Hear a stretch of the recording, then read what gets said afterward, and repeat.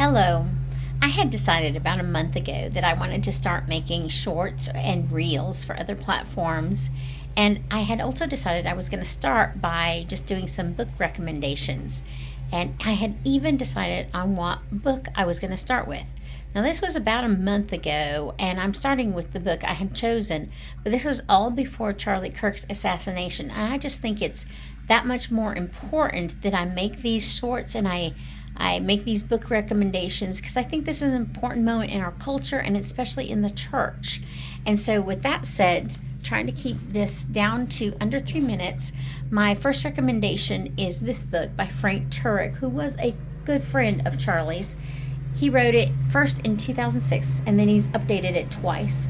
It's called Correct, Not Politically Correct, and he tackled the subject of same sex marriage when it was first published. Sorry about the lawnmower, that's my husband taking care of things outside.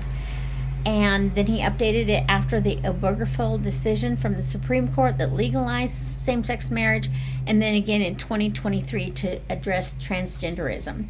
And I'm just going to hold this up here so that you are reminded of what the title is. I think it's a very important message for the church and for our culture, but especially the church, because all of his arguments in this book are grounded in natural law, in biology, in societal welfare, in protection of children, protection of women, things that are very important from a non-religious and non-spiritual point of view. He does not reference the Bible.